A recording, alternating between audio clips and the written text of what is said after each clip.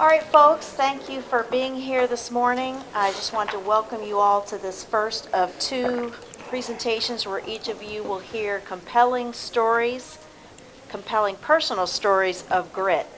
Our speaker for this session this morning is the 2015 National Civil Rights Museum Freedom Award recipient. By age 23, she had participated in over 50 sit-ins and demonstrations.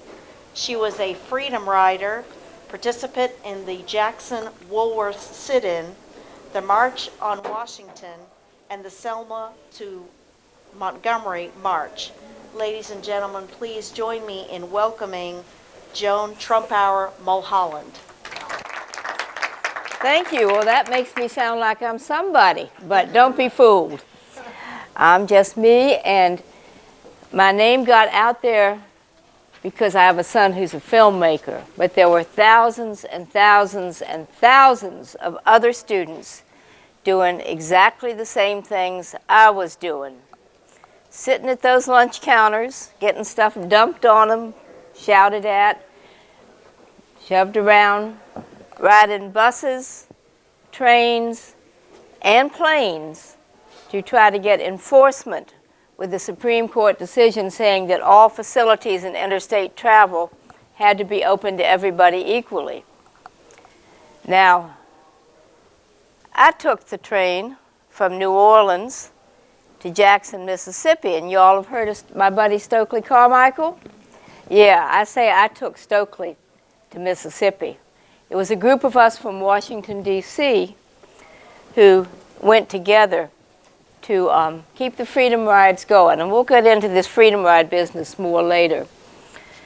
So then, when I got out of jail, they put us on death row. But I stayed in as long as I could because I had already applied and been accepted at Tougaloo College just north of Jackson, in one of those historically black schools. We didn't have that HBCU term back in the day, but that was my response applying there to what had happened to Charlene Hunter. Some of you might know her as Charlene Hunter Galt, the newscaster, and Hamilton Holmes when they went to the University of Georgia, which was right near where my family was from. And I thought, this is not integration, just 2 or 3 black students at a time going through virtual hell with tear gas and riots and being taken off the campus by the State Highway Patrol. This is not integration. Integration has got to be a two-way street if it's for real. So I applied to Tougaloo College. I had dropped out of Duke. You know, Duke and I had had it with each other over the sit-ins already. And I didn't want to go to Duke to begin with, but my mama thought it was a named school, prestige and all that, and safely segregated in the South. So she wanted me to go to Duke. Wasn't my idea. I was happy to get out of there. And then I decided I really want to get a degree, so I will go back to school and talk to some of my buddies in the Student Nonviolent Coordinating Committee. That was the organization of college students who were sitting at the lunch counters and all, and told them my idea. And it's probably Chuck McDew, but some of the leaders were saying, that's a good idea. You should do that. Go to a black college to make integration a two-way street. But if you're going to do it, you best go to Mississippi, because they ain't had no sit-ins down there yet. Those students haven't gotten it together. You can help them. Well, they got it together before I got there, and Tougaloo was the only accredited school blacks could attend in the state. But they went to the library, not the lunch counter to get something to eat, but they went to the city library in Jackson and got themselves arrested. Then came the freedom ride, so I was a little behind on, the schedule. But I did whatever was happening. Tougaloo was really the center of the civil rights movement in Mississippi. Medgar Evers with the NAACP was out there regularly, and anybody coming through with civil rights, including one of those guys who got killed in Neshoba County. They came first to Tougaloo before they went to Meridian and what have you. So we were really ground zero, as it were, in more ways than one sometimes, when the shots were being fired and the crosses burned on campus by the local Klansmen. So I was participating in whatever was going on. Couldn't go up in the Delta because it wouldn't be safe for everybody to have a white girl, going up in the Delta doing things. But anything happening, particularly in the office that SNCC and CORE had jointly in Jackson, I was down there using my office skills, and when we got finished, we'd go up to Medgar Evers' NAACP office and see if they needed anything done. We all worked together. Never mind all that competition stuff you hear. Well, anyway, my big splash in Jackson was the sit-in at the Woolworth lunch counter. Now, a lot of you have probably seen a picture of 3 of us sitting at the counter together.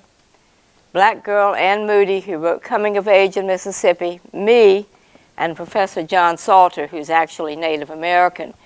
And this guy is dumping sugar on my head. And as I say, like I wasn't sweet enough to begin with. Yeah.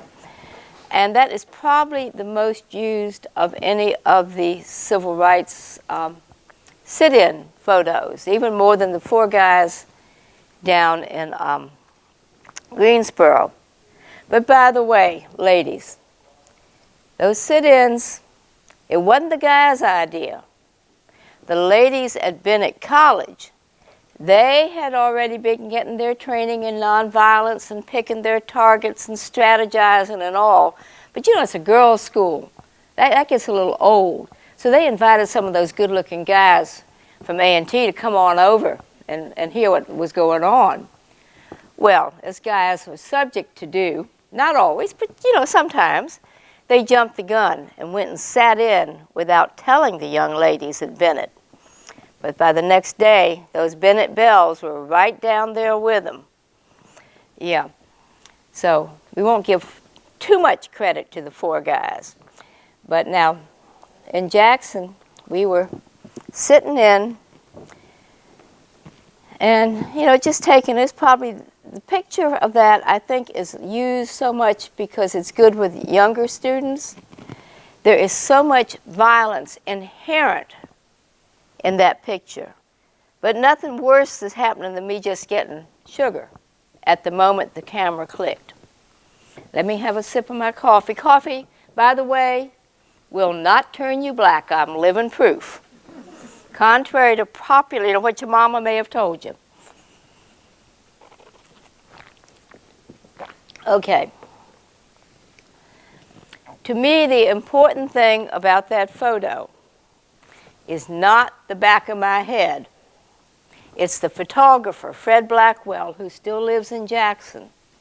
He was the 2nd string photographer for the Jackson Daily News, the local segregationist rag.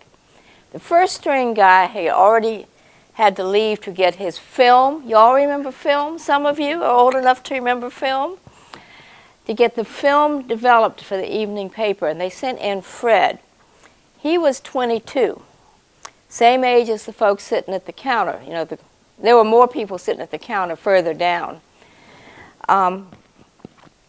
They sent in Fred. Well, he had graduated from the same high school as the kids in the mob scene. He hung out with their older brothers, probably dated their older sisters. There's a guy with a cigarette lived 3 doors down the street. These were his people. He identified with them. Of course, he supported them, understandably. He got permission to stand on the lunch counter because the manager said, we're never going to use this lunch counter again for food. Yeah, you can stand on it. Well, Fred could see us, and he's sort of shooting down. It was a good angle. He could see the other folks further down the counter. We couldn't see them for the mob. But he could see them and got some pretty good pictures of them, too. But after standing on that counter for 3 hours, his sympathies had shifted from his buddies to the nonviolent demonstrators. And he just saw us sitting there and taking it. I say that is the power of Gandhi and nonviolence. Well, then that evening, a kid at a rival white high school saw the pictures in the paper, and his heart was changed. That is the power of the press. I like to say the demonstrators take it to the lunch counter or the street or whatever. The lawyers take it to the court. But the press takes the story to the world. So if you all ever have a need to, be doing something, remember to contact the press. They are the ones that take your story to the world. In fact, Fred's picture was colorized. That was before color photography in the newspapers. They added color to it. It was colorized in the Paris Match, one of the leading newspapers in Europe. Had it on the front page in color. So the story was literally taken to the world. Now, also for future reference, our big mistake that day was not finding out what else was happening in town. Out at Tougaloo College, we had already finished our final exams. Good time to go sit in and maybe go to jail. What we didn't realize was it was finals week at the high school just a couple blocks away from the main street of town. And this was before, those fast food joints like McDonald's and Wendy's and all them. The guys at the high school could leave the school campus and come up to the main street of town to get lunch during exam week. Except they couldn't get lunch because we were sitting there, closed down the counter. And so they were really angry. So always know what else is happening in town if you're planning to do something. Know what's happening, have your lawyer lined up, maybe have his number written on you somewhere, and contact the press. My advice for any things you all want to get into. Well, I graduated from college. I'd worked on the March on Washington office in D.C., again, using my typing skills. I had helped with the preparations for Freedom Summer when those 3 guys were killed in Neshoba County. But I thought, once I graduate from college, that's the time I should leave. I'd come as a student, time to go. And but I continued to be active in things happening up back home in the Washington, D.C. area. Now, the story of the Freedom Rides. We know there were generally segregation laws. This, for everything, absolutely everything, even cemeteries were segregated. So, in the 40s, this lady, Irene Morgan, who lived in the northern neck of Virginia, she was going up to Baltimore. She'd got her bus ticket, I think it was Greyhound, might have been Trailways, and sat where she felt like on the bus. But then it got crowded and the driver wanted her to move further back since she was black, only she wouldn't do it. So she was arrested and her case went to the Supreme Court, Morgan versus the state of Virginia. And we got a history professor guy over here. Now you correct me if I make a mistake, sir. The Supreme Court ruling in Morgan versus the state of Virginia said that the vehicle of transportation had to be open to everybody equally. But that was a ruling that was ignored in the breach. So, we'll fast forward into the late 50s. This kid, Bruce Boynton, he was in the law school at Howard University. And he bought his bus ticket to go home and see Mama Boynton in Selma, Alabama. Now, Mama Boynton had worked for years with the NAACP on voting rights. And I guess Bruce must have absorbed some of this.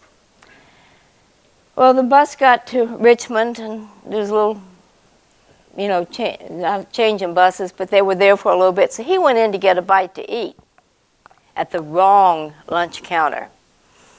and got himself arrested and appealed his case to the Supreme Court. So you got Boynton versus the state of Virginia. You know, Virginia's important in things, right? We're the center of the universe.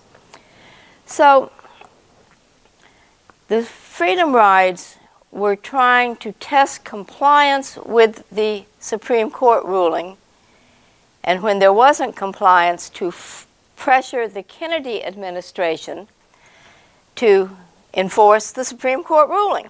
You know, balance of powers and all that.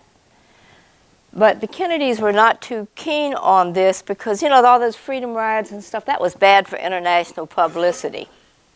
Right. We were real worried. College students were really worried about that. Well, then the buses got burned. Well, there was some little violence along the way. Congressman John Lewis got roughed up in, I think it was Rock Hill. Is that right, sir? So, South Carolina, by this Klansman. And then when they got to Anniston, Alabama, the bus was firebombed on Mother's Day.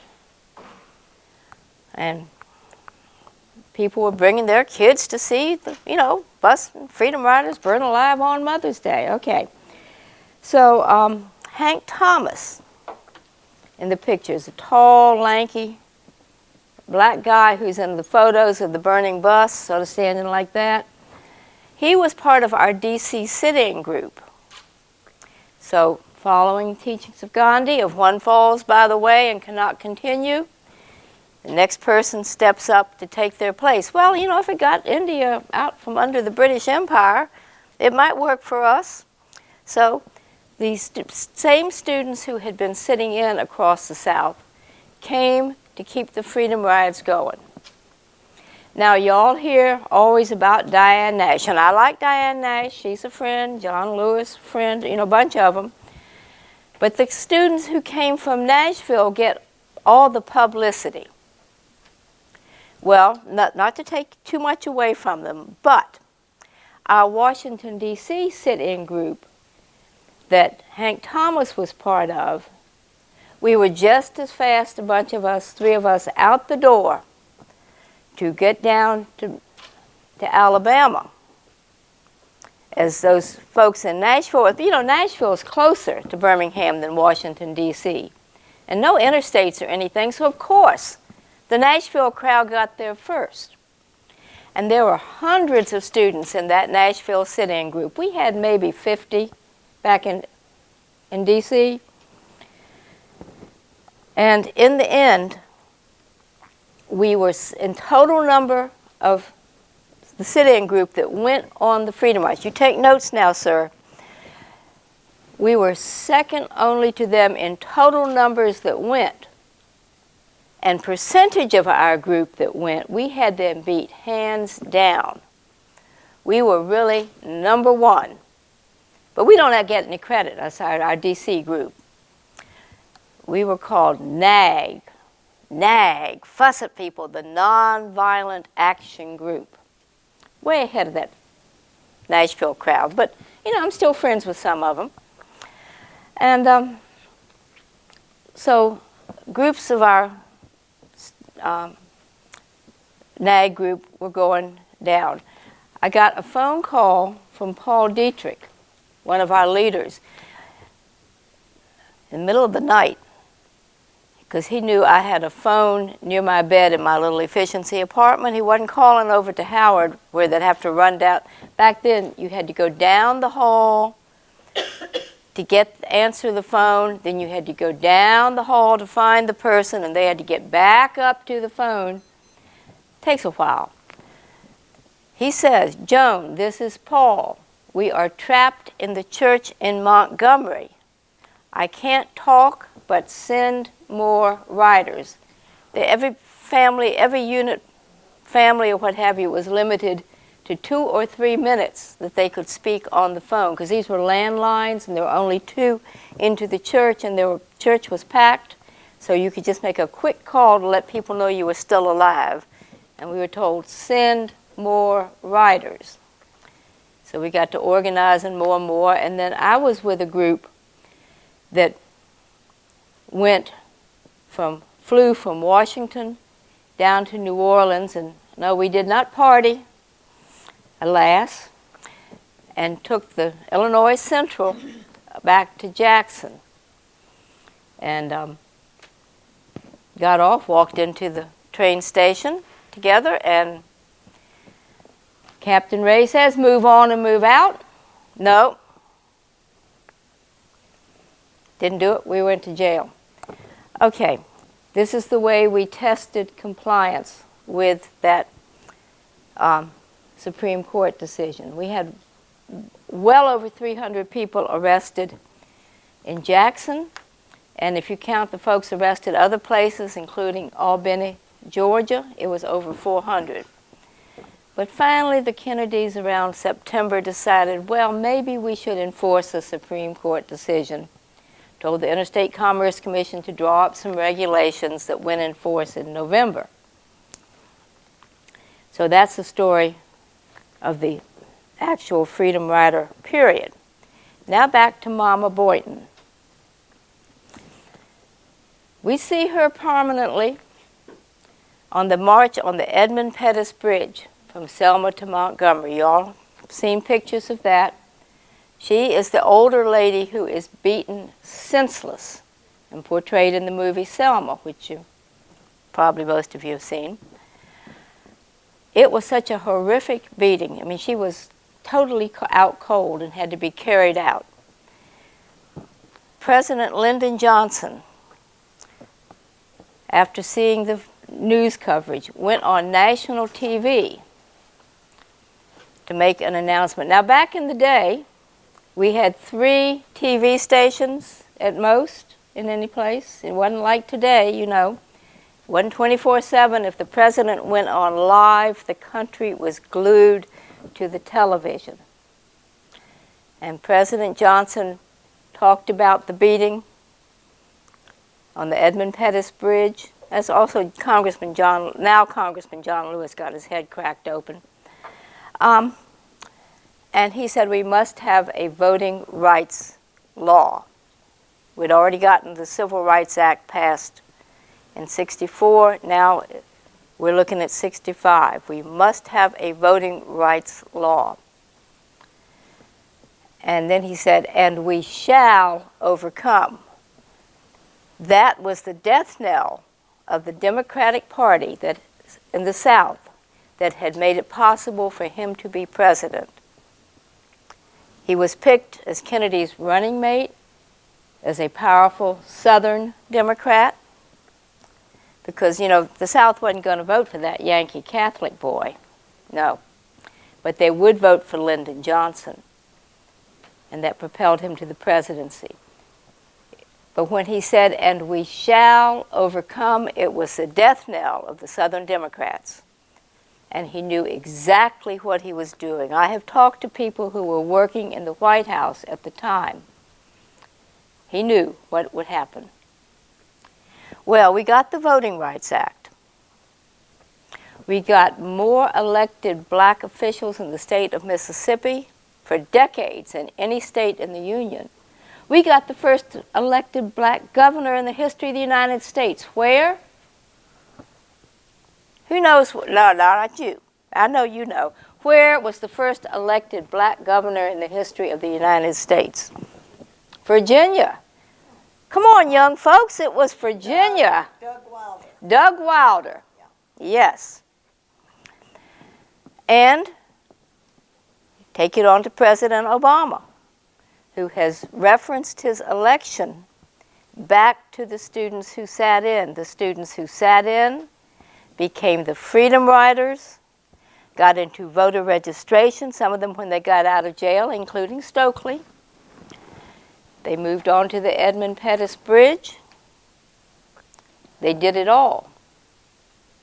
And I supported them all the way. Well, so that was Mama Boynton getting beat senseless. Did a lot to get us the Voting Rights Act. When is the next time we see Mama Boynton? The 50th anniversary, and this always chokes me up, so excuse me. The 50th anniversary of the March on the Edmund Pettus Bridge. She's 99 years old. She's in a wheelchair. And on one side of her is Congressman John Lewis, and the other side is President Obama. People who were able to be elected because of the Voting Rights Act. I think that shows amazing endurance, perseverance, and grit. So that's the backstory of how we got the freedom rights. Now, grit. I don't know about the folks here. They didn't put an S on the end of the word grit. Don't you know? Now, some folks in Italy call it polenta. They got another name for it in most of southern Africa. Mealy, I think. It's worldwide. But grits. In my house, you had to have your grit if you were going to have grits for breakfast. You had to get your body out of that bed without me calling and fussing at you and get ready for school. Then you got grits and an egg sunny fried up for breakfast. And if you didn't have your act together, you got cold cereal. And I don't mean sweetened cereal. I mean, you know, just plain old cereal. And it was powdered milk that you got on it, too. So that did help motivate my 5 sons to get their act together in the morning. Well, what else can I say about me? What do you want to hear about? Well, I want to hear, I mean, you're talking about going on these freedom rides like you're going downtown to the movies. I mean, No, the movies were segregated. We couldn't go downtown to the movies. But I mean, do you realize you were taking huge grit-like risks to do what you were doing in the 1960s? You're going to die eventually. It may as well be for a good reason. But a lot of other people who were your age in the 60s were not. Now, you don't look quite as old as me. I'm pretty old, so I remember the 60s very well. And, you know, people who would take that kind of risk, like everybody's seen the film footage of Anniston, Alabama. So, first of all, what was your mom telling you? Oh, God. Yeah. And then secondly of all, were you just so immersed in the culture of civil rights that you, because you know, Turner, Cheney, these people are dying. Mm-hmm. So we're talking about high risk grit. So how did this little person like you, this little petite person? Well, I was petite then. Yeah, I got over it. Yeah. So that's quite an entree into the world of activism. Well, Mama did not approve. Mama grew up in rural Georgia, where the law, the church, and society all supported strict segregation and inferiority, superiority. And that's what she believed. That's the way she grew up. So she had a real problem with this and tried to get me away from things. I guess what got me into the movement was when I was about 10 years old, and pardon my southern speech, down visiting Grandma in Oconee, Georgia, not the fancy resort Oconee, but the company logging town, Oconee. Now picture Oconee. It's a dirt road, and down the middle of the dirt road is the railroad tracks. Train comes through twice a day, shaking every house in town. And that train was named Nancy Hanks. Who knows who Nancy Hanks was? Lincoln's mom. You told them. Lincoln's mama. So you know a Yankee owned that train. The Nancy Hanks would come through. Every summer, it gives you an idea. They just recently gotten indoor plumbing. But you didn't want to drink it because little fish would come through and things, you know. Oh. But you could bathe in it, wash the dishes, but you weren't going to drink it. Okay. Same playmate every summer, a little girl named Mary. And when I think I must have been 10, before Brown versus Board for sure. we dared each other to go walk through Niggertown, as we called it. Rode our bikes down there, left them before the road went off to the black area. Black was a rude term back then, folks. Insulting people if you called them black. Colored was polite. Now it's all flipped. Colored is rude. Yeah. Anyway, when we went walking back through this colored section of town, as we called it, well, you know what we called it, people just sort of made themselves disappear. If they were out sweeping their yards, you swept your yard back then. Didn't have grass. You got a broom out and swept it. Hanging out the wash. They just disappeared into their house, behind that house. They weren't going to know anything about those two little white girls coming through. That could be hazardous to their health to know too much. And that was sort of creepy. Then we got up by the school for the black kids. It was a one-room shack up on very rough stone piles. You all know about stone piles and houses up on these things? Houses were elevated above the ground level so that the air could circulate. If fancy, it would be cinder block. Otherwise, it's whatever stones were handy. There'd never been any paint evident on that building. The door was ajar. You could see the pot-bellied stove. There was no glass in the windows, just wooden shutters. No grass, no playground equipment. There was a hand pump for water with a tub or a bucket, some sort there, and one dipper for you to get your water to drink straight out of the dipper and put it back for the next person. And there was one outhouse. So I say this whole thing about unisex bathrooms ain't nothing new. They had it in Oconee in the 50s. It was horrifying looking at that school, knowing that out the other end of town was the brand new post-World War II brick school for white kids. Oh, it was the fanciest building for miles around. Still is. Now it's a senior citizens assisted living place. But just, it hit me, the 10-year-old, the contrast between these two schools, the shack and the fancy building. This just seemed to me not fair. I went to Sunday school real regular, and you learned to treat people the way you wanted to be treated, do unto others as you would have them do unto you. That we're all equal in the eyes of God. All these Bible verses we had to memorize and get a gold star in our Bible. And I could see we weren't practicing what we preached. We were a pack of hypocrites. And I couldn't have put it good in words then, but I somehow resolved that when I had the chance to make the South, not the nation, but the South, the best it could be for everybody, I was going to seize the moment.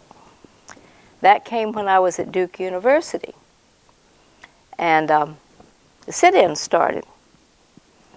And our chaplain said that, next week there's going to be some students who are doing the sit-ins at North Carolina College. They'll be coming over and explain about the sit-ins. Don't tell anybody unless you're sure they would want to come. The police could show up and arrest us all. The rowdies could show up and cause violence, or the administration could lock us out of the building. Well, these well-dressed, well-spoken students came from North Carolina College, and at the end, they invited us to join them on the demonstrations. That was the opportunity I had been waiting for. So I got involved in the sit-ins. And even though your family might not like it, or might disown you, or not be able to welcome you home, because the black kids, their families might not be able to welcome them home either because of the violence that could happen, and they lose their jobs and all. But the movement became family. And you weren't going to let your family, each other down. So we just stuck with it. And we didn't have anywhere to go back to if we couldn't go home. So yeah, we became like family, and still, if we see each other, it's a big hug. It's you know, just like we hadn't seen, like family, and pick up conversation like like we'd been seeing each other regular, not that we hadn't seen each other for 15 years. So that kept you sticking with it, and being grounded in believing that you should treat people the way you want to be treated and all that, it was good. Did you have a sense of the danger? Oh, of course you knew you could be killed at any moment. I just about was a time or two. In fact, I was in a car before Freedom Summer. We kept everybody in the car was a white person for safety. We went out to Canton, which was a hardcore town not too far from Jackson. In fact, white civil rights workers were not supposed to go there, but this was a big mass meeting, a big gathering in the church about voter registration. We went out, went to the mass meeting, from everybody from Tougaloo College, and on the way back, the interstate had just opened. We were into the no man's land between the old road and the new interstate, and we were boxed in by a truck that was waiting and a car that was following us and all. And the guys got out with crowbars and started beating on the car, and they got a hold of the guy who was driving, Hamid Kisselbosh from Pakistan. Somehow they got the car door open and beating on him. And the leader of the opposition party in the Indian legislature had been arrested in Jackson like a few days before, going to a restaurant in support of the local black population. And this did not go over well at the Indian embassy in Washington, and complained to the State Department, which passed the word on down, and which shows that the folks who stopped us had official connections, because we started insisting that Hamid was Indian. He's from India, etc., even though he's from Pakistan and wasn't too happy to be identified as an Indian. And they let us go. Otherwise, as we understand it from Klan sources and all, we were supposed to be killed that night to stop Freedom Summer. But because we were not killed, our friends were. And two of the guys, Cheney and Schwerner, who were killed in Neshoba County, were out on campus all the time. I'm the person who gave the Welcome to Mississippi, What You Need to Know as a White Civil Rights Worker talk to Schwerner and his wife when they first arrived in the state. So we got that hanging over us. We weren't killed, but our friends were.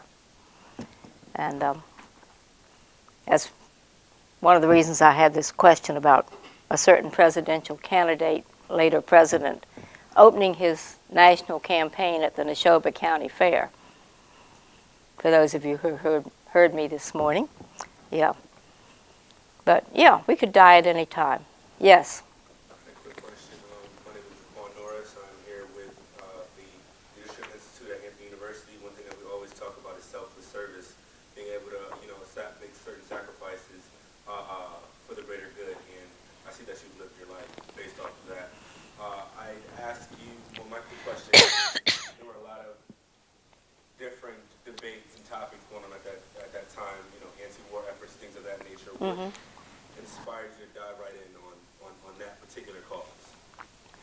Well, when that particular cause came up, all these other issues were not big. I mean, that was the cause, and the other ones sort of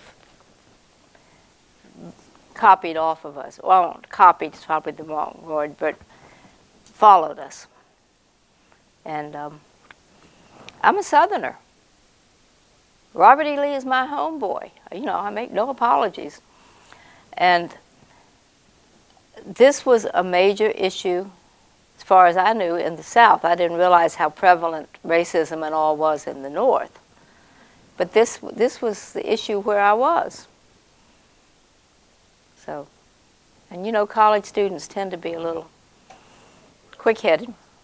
Yes, ma'am. My name is Eden Fowler-Benton. I'm with the Leadership Institute at Hampton University as well. And were you afraid when you decided to make the choice to join the movement? Were you afraid that your family and like old friends would separate themselves from you? No, I had new friends, and I knew my mother would not approve. Northern Virginia was so transient then that you didn't really keep in touch with old friends anyway, because they moved somewhere else. And my father was okay with the goals. He just didn't like this technique because, you know, his darling daughter might get killed. Let me put this to you. Where my daddy grew up, small town in Iowa, the town doctor's best buddy from college would come visit. And he was the kid's hero, this buddy. He had pockets full of peanuts, and he'd just throw them out in the grass for a scavenger hunt. Now, who was the town doctor's good buddy from college in this? Oh, now you're an old lady. You got all the answers. Let's see if these young folks know. What'd she say? Yes? It was Carver. Yeah, George Washington Carver. Yeah. George Washington Carver was good buddies with the town doctor in Essex, Iowa, an all-white town. But this guy was the hero to all the kids, so you know that they didn't grow up prejudiced because they liked those peanuts, because they didn't have peanuts at all back then in rural Iowa. Had another question? Yes, sir.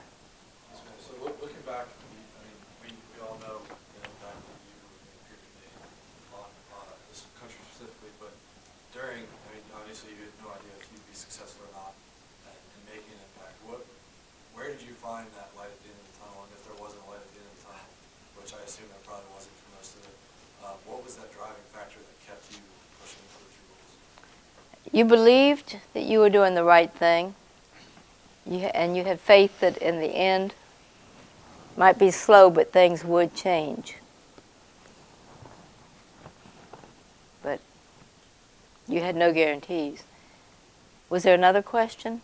Okay. With your experience, how does the kneeling movement of today compare to civil rights movement? It's a lot safer, but I'm with them. I would take a knee too, except I don't think I can get back up anymore. In fact, when they opened, the state of Mississippi opened the first state-sponsored civil rights museum in the entire United States last December. And the current president was the governor had invited him to come speak. And there was protest about that. And at the opening ceremonies, a bunch of us in the audience, well, what if he appears on the stage? What are we going to do? And our first thought was we would take a knee.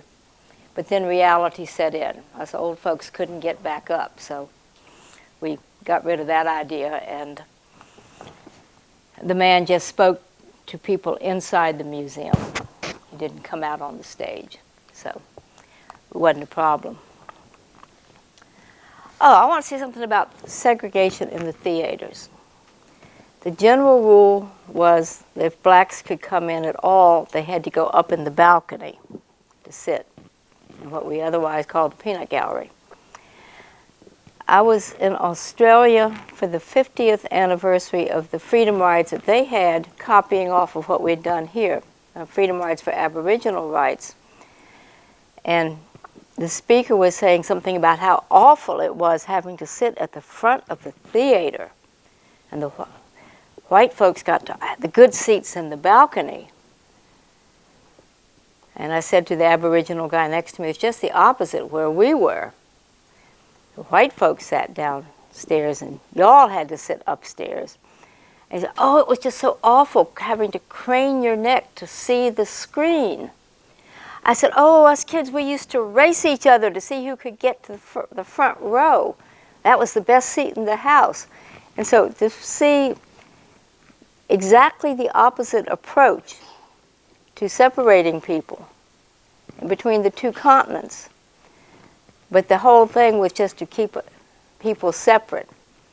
And you made it sound like whatever the arrangement was most desirable to the white folks. But we had a good laugh over that. Yes, in the back. Yes, ma'am. Hi there, my name is Lena. I'm from University of Richmond. You briefly mentioned about President Johnson's passage of Civil Rights Act in 1964, Yeah. and then the addition of the Voting Rights Act Yes. to that. As somebody who, as President Johnson, who was in the Congress for many years, Mhm. and who was an individual who opposed the Civil Rights Bill when it was Mhm. first advocated for, he opposed it for many years, but in 1964 he passed it, and then he added the Voting Rights Act. to Yes. that. Like living through that, did you believe that he actually passed it because he recognized the issues in the American society, or did you see it more as a political move? It was, given the times, it was good politically, but I think that Johnson, with his background teaching in impoverished schools, could see what the things were. And after Kennedy had been proposing this stuff, that he could get it through. But I think opposing it was because it would be politically unpopular back home. I think a lot of it was just strictly based on public opinion in his district. Thank you. And I had a follow-up question to that. Do you think he lost popularity because of the mistake of Vietnam War, or do you think more of the Civil Rights Act? Vietnam. Hey, hey, LBJ, yeah, as the chant went. There was another hand, yes. I wanted to get your thoughts on the training you had in nonviolence, and perhaps in relation to the violence we've seen. We didn't get training. I was too early on for that. Corps was big on the training for nonviolence, and maybe just had a touch of it for the freedom rides, but not much. But we had already, with the sit-ins where I was, you just told you were going to be nonviolent. If you don't have your nonviolence on today, stay back at the office or the church basement and crank out on the mimeograph machines flyers or paint signs or something, but don't go unless you got your nonviolence on, period. And we talked about, what Jesus said and Gandhi said and all about nonviolence. But no real training. Yes. Aaron Irvin, I'm with the Leadership Institute at Hampton University. Hampton's got this place covered. Wow. I have a question about how you were received at Duke, since you said you were there when the sit-ins started. Were you participating in sit-ins in your time at Duke? Twice in jail. But that came in the spring semester, and some students, in the dormitory just put their nose up and turned their head when you came by. Others who were not sitting in might be slipping us money, saying their daddy had a business or could suffer that way, but they supported us and were giving us money. So it was a real mix. Now, the administration was a whole other subject.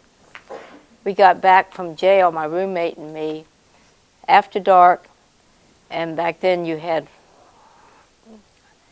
I don't know, it looks like where you might leave hotel keys. You can still see in the movie where they had little slots for them. A message for us that said to report to the dean's office. And so we went straight over there, and the whole campus is dark. One light on in the administrative building. Knocked on the door. She opened the door, locked it behind us, jiggled the keys and dropped them in her pocket, and tried to get us to promise that we would never do anything like this again, which my roommate and I wouldn't do. And have you called your parents yet? Well, no, we came right over here, like you said. There's the phone, and she jiggles the keys some more. So we called our parents and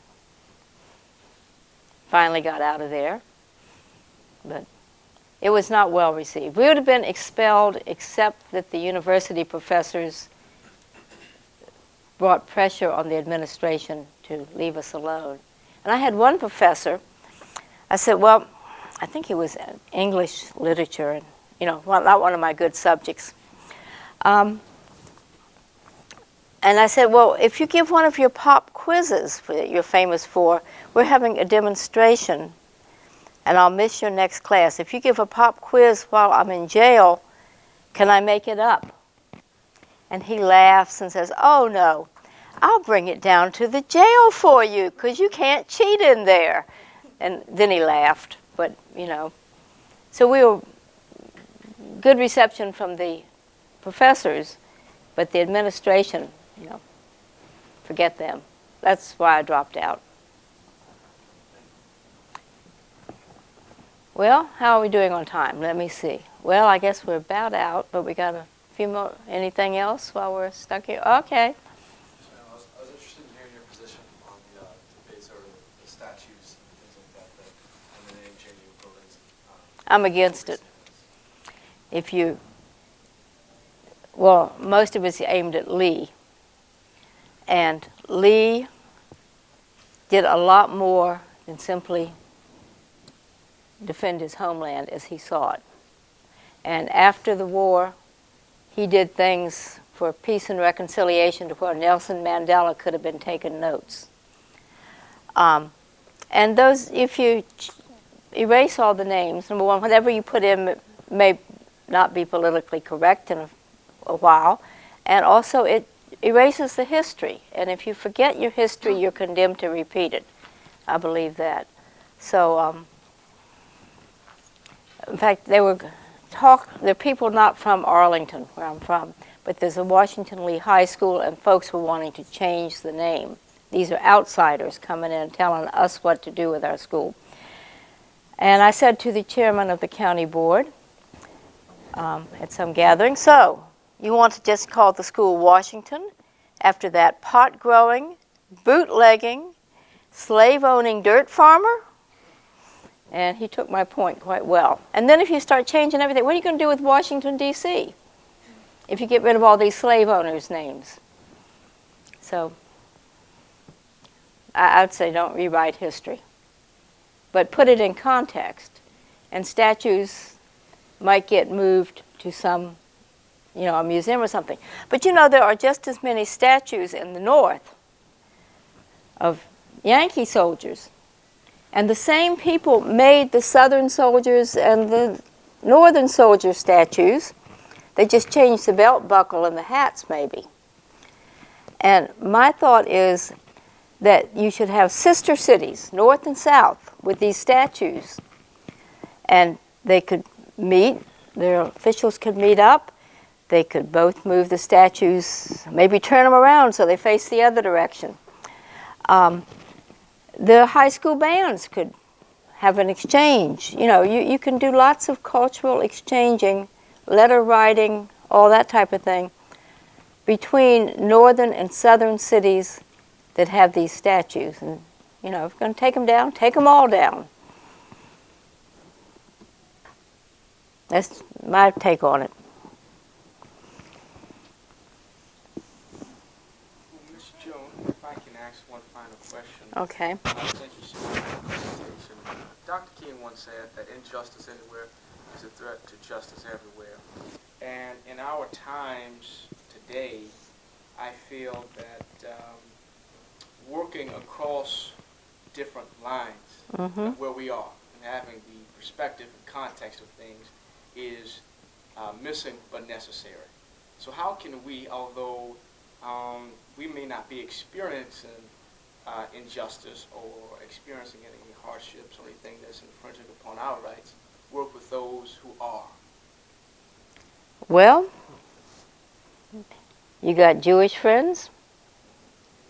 And if you don't, find them. Make it a point. I say for bullying in some schools, for the elementary, high, walk down the hall and be friends with the person being bullied.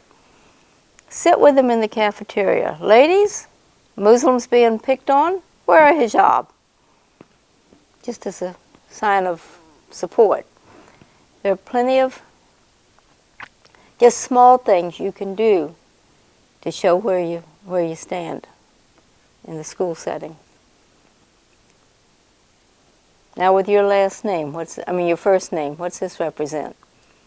Well, my first name is Ahmad, and I am from the Harvey Leadership Institute as well at Hampton University. Mm-hmm. And, well, it actually means praiseworthy. So, I think It comes out of an Islamic culture? Arabic, yes. Arabic. So, So folks can see that name and assume that you're yes. a follower And of that's what Islam? most people do think that. But African American, my father's actually from the island of Trinidad, which is in the Caribbean. Mm-hmm. Yeah, we go. Yeah. Well, thank you so much. Thank you. One final question? Last question. Once more, Jaquan Norris at University. After the signing of the Voting Rights Act, Lyndon B. Johnson said, "I fear we've delivered," or to my knowledge, Lyndon B. Johnson has said, "I fear we've delivered the South, the Republican Party, for a long time to come." Do you still see that political divide based off of geographical locations? Not as much as we used to, but I think it's still there.